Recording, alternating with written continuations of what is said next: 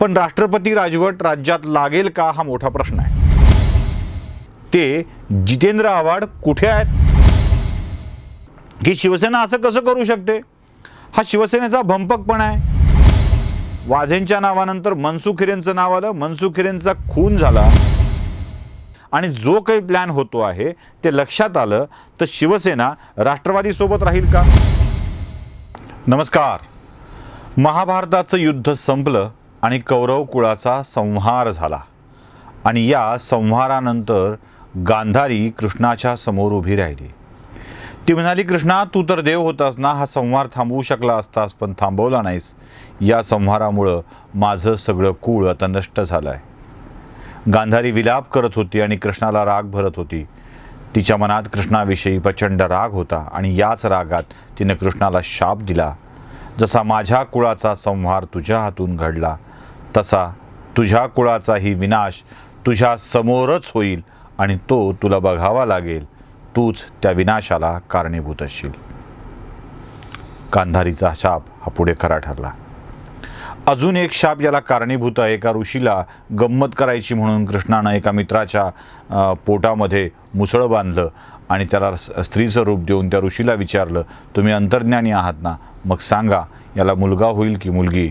ऋषीनं सांगितलं, याच्या पोटी मुलगा येणार नाही, मुलगी येणार नाही, याला होईल मुसळ आणि ते मुसळच तुमच्या यादवाच्या कुळाचा नाश करण्यासाठी कारणीभूत असेल. 2 शाप पुढे खरी ठरली. कृष्णाच्या देखत यादव कुळ आपसात लढून संपलं. म्हणजे कृष्णाच्या शेवटाच्या आधी यादव कुळ संपलेलं होतं. याच यादव संहाराची पुनरावृत्ती द्वापार युगातून कलियुगात होणार आहे असं वाटायला लागलंय. म्हणूनच हा यादवांचा संहार, यादवांचा विनाश सांगण्यासाठी मी तुमच्या समोर आलो आहे. नमस्कार, मी आहे सुशील कुलकर्णी. आपण पाहताय अनालायझर. यादव कुळाचा संहार हा विषय घेऊन आपल्या समोर आलो आहे आणि हाच संहार आता कलियुगात तुम्हाला बघायला मिळतोय. कसा आहे हा संहार? काय घडतंय या संहारामध्ये आणि काय होणार आहे? या एकूण राजकारणाच्या परिक्षेपामध्ये आपण बघतोय की महाराष्ट्राचं राजकारण हे संपूर्णतः आता वादाच्या उंबरठ्यावर उभं आहे. प्रत्येक जण दावा करतोय की हे सरकार कोसळणार आणि राज्यात राष्ट्रपती राजवट लागू होणार. अगदी नारायण राणेंनी मागणी करून टाकली, अन्य नेत्यांनी मागणी करून टाकली, राज्यात राष्ट्रपती राजवट लावा. पण राष्ट्रपती राजवट राज्यात लागेल का हा मोठा प्रश्न आहे. या प्रश्नाचं माझ्याकडूनचं उत्तर नाही असं आहे.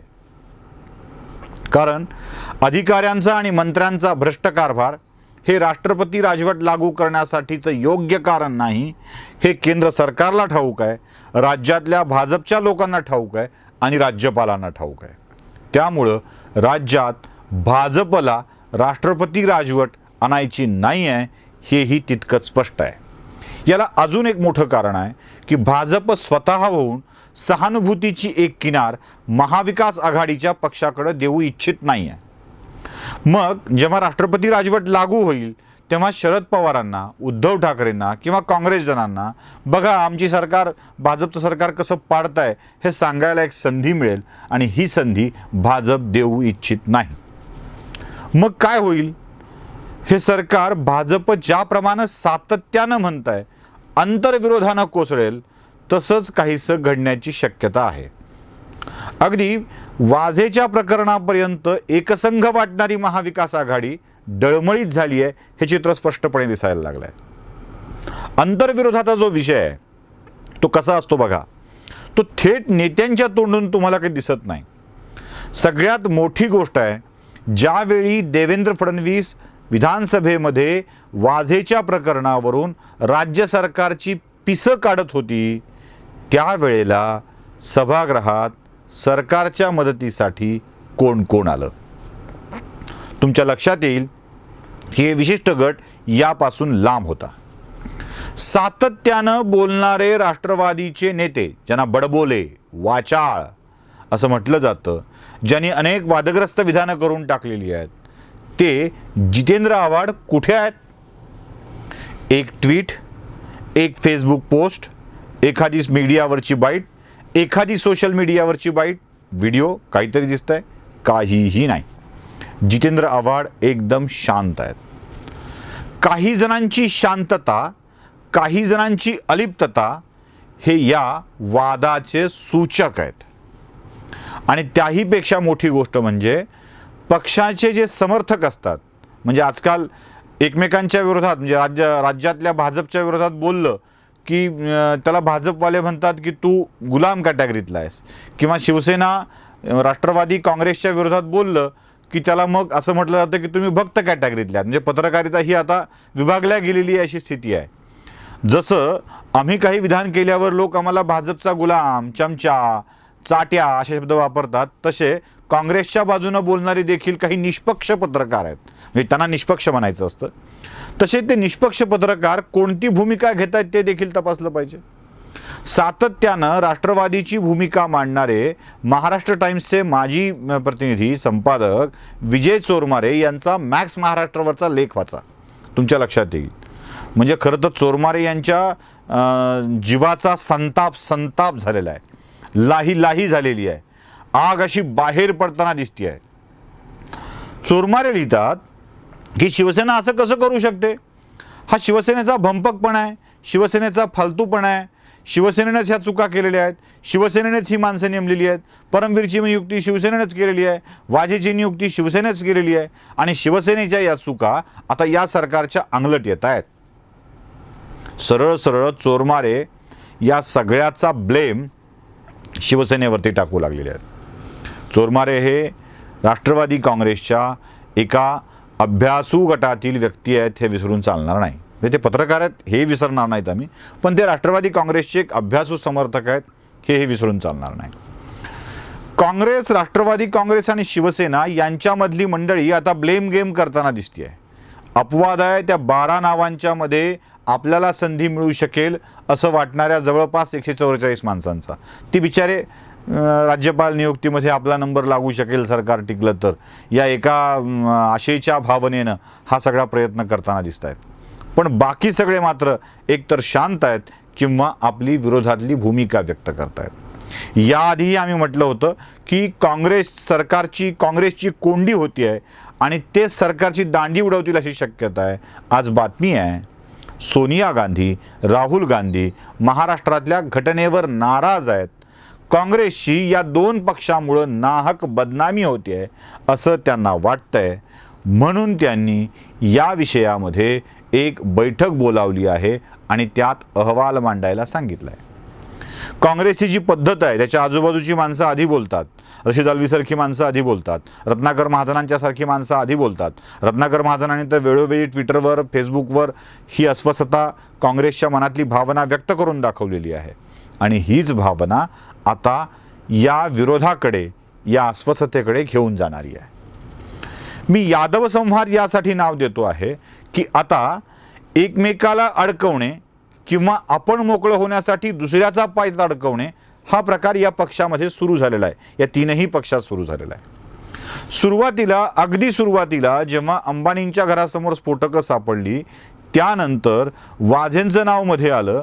वाझेंचं नाव मध्ये आल्यावर मनसुख हिरेन हे नाव आलं. वाझेंच्या नावानंतर मनसुख हिरेनचं नाव आलं. मनसुख हिरेनचा खून झाला, वाझेंची चौकशी झाली, वाझेंना अटक झाली. पाठोपाठ पोलीस दलातले काही अधिकारी निघाले, ATSनं तपास केला, ATSनं काही निलंबित पोलिसांना पकडलं. पाठोपाठ परमवीर सिंग बदली झाली, त्यांनी मोठा आरोप गृहमंत्र्यांवरती केला. आता परमवीर सिंगांच्या आरोपानंतर गृहमंत्र्यांच्या गटातून काही पोलीस अधिकारी परमवीर सिंगांवरती आरोप करतात. परमवीर सिंग CBI थ्रू चौकशी करावी म्हणून न्यायालयात गेलेले आहेत. आता या ठिकाणी परमवीर सिंग, वाझे ही जेव्हा मंडळी बोलायला लागतील तेव्हा अनेक नावं समोर यायला लागतील. अगदी संजय राऊतांचं तुम्ही बघा, संजय राऊत असे हडबडल्यासारखे झाले होते. संजय राऊत नाशिकमध्ये होते, नाशिकहून ते दिल्लीला गेले. नाशिकला रात्री संजय राऊतांनी सांगितलं, हे असला कुठला आरोप मी ऐकलाच नाही, मला माहीतच नाही, तुम्ही सांगाल हो पण मी ऐकलेला नाही आहे, मला माहीत नाही आहे. सकाळी संजय राऊत अचानक पत्रकार आणि छान पत्रकार झाले. ते म्हणाले की ही सरकारसाठी नामुष्कीची घटना आहे. जे सरकार सहभागी करण्याच्या प्रक्रियेमध्ये होते त्यांना खूपच वाईट वाटलं असणार आहे. त्यांची भूमिका बघा काय ते, ही आत्मपरीक्षण करण्याची वेळ आहे, इत्यादी इत्यादी. म्हणजे राऊतांनी अगदी सरकारला, उद्धव ठाकरेंना खडे बोल सुनावून टाकले. सत्तेपुढे शहाणपण चालत नसतं असंही त्यांनी म्हणून टाकलं. राऊत नाशिकवरून गेले ते थेट दिल्लीला. आणि दिल्लीत गेल्यावर राऊतांची भाषाच बदलून गेली. राऊत बोलू लागले की पुरावे कुठे आहेत, सत्य असत्य मिथ्या चर्चा हे असले शब्द राऊत वापरू लागले आणि राऊतांची भाषा बदलून गेली. नाशिक रात्री, नाशिक सकाळी आणि दिल्ली सकाळी राऊतांच्या तिन्ही भाषणामध्ये वेगवेगळे फरक होते. आता राऊतांनी सत्तेपुढे शहाणपण चालत नसतं, यात वेदना होत आहेत, हे वाईट चाललंय असं म्हणणं कुणासाठी होतं? ही कुठल्या तरी अंतर्विरोधाची सुरुवात आहे. चोरमार यांचा शिवसेना विरोधात गरळ ओकणारा लेख हा अंतर्विरोधाची चुणूक देणार आहे, माहिती देणार आहे.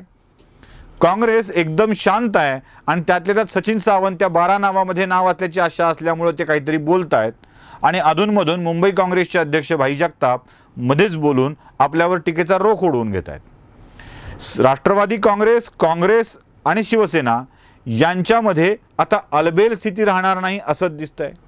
समजा या सगळ्या घटनाचक्रामध्ये राष्ट्रवादी काँग्रेसनं शिवसेनेच्या अंगलट प्रकरण टाकून परत वाचवण्याचा प्रयत्न केला तरीही काँग्रेसचं काय?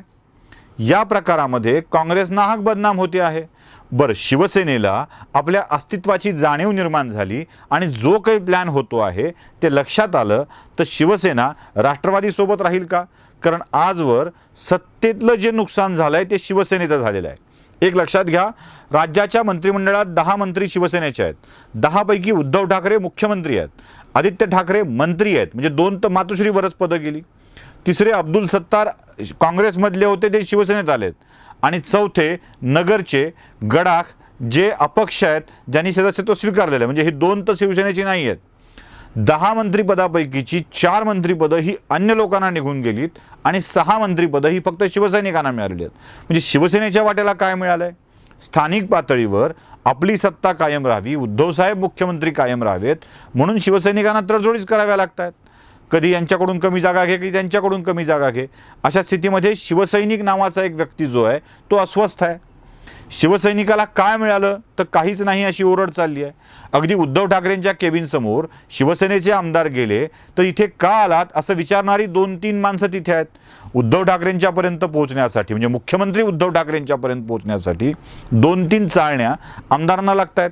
याआधी सत्तेत सहभागी असलेले भाजपसोबतचे आमदार जे थेट देवेंद्र फडणवीसांच्या कक्षात जाऊ शकत होते आणि आपलं काम करून आणू शकत होते, त्यांना विचारलं जात नव्हतं की हे कशासाठी आहे. आता इथे प्रत्येक गोष्टीची विचारणा होते. ते आमदारही अस्वस्थ आहेत. त्यांचा राग सत्तेत ठेवणाऱ्या व्यक्तींविरोधातला आहे. म्हणजे शिवसेनेतला नाराज वर्ग शिवसेनेतल्या सत्तेतल्या वर्गाशी लढणार आहे. शिवसेनेतला नाराज वर्ग हा राष्ट्रवादीशी लढणार आहे. शिवसेना जिथे काँग्रेसशी लढती आहे तिथे काँग्रेसशी संघर्ष होणार आहे. जिथे जिथे म्हणून काँग्रेसला अडचण आहे तिथे यांच्याशी संघर्ष होणार आहे. ज्यांना सत्तेत काँग्रेसच्या मंडळींना वाटा मिळालेला नाही आहे ते सत्तेबाहेर पडायला उत्सुक आहेत. ज्यांना सत्तेत वाटा मिळाला आहे ते आपल्याला काहीच मिळत नाही म्हणून उत्सुक आहेत. काँग्रेसची अवस्था तर अशी झाली आहे इथे की त्यांचं ना चर्चेत नाव येत आहे, ना गोंधळात नाव येत आहे, ना भ्रष्टाचारात नाव येत आहे, ना बलात्काराच्या आरोपात नाव येत आहे. कुठेच बिचाऱ्यांना कसली संधी मिळत नाही आहे. या स्थितीमध्ये ही अंतर्गत यादवीच या सरकारला पाडेल की काय अशी स्थिती आहे. त्यामुळंच राज्यामध्ये राष्ट्रपती राजवट लागू होईल आणि मग भाजप सत्तेवर येईल ही शक्यता व्यक्तिशः मला तरी कमी वाटते आहे. हे सरकार पडणारच असेल तर ते आपल्या अंतर्विरोधानं पडेल आणि मग अंतर्विरोधानं पडल्यानंतर या सरकारच्या पतनाचा लाभ काही दिवसानंतर भाजप घेईल. कारण भाजपच्या लोकांमध्ये सुद्धा जी निष्ठावंत भाजप आहेत त्यांना आता राष्ट्रवादी काँग्रेस किंवा शिवसेना यांना पक्ष म्हणून जवळ घेऊन सत्ता उपभोगण्यामध्ये कसलंही स्वारस्य वाटत नाही आहे.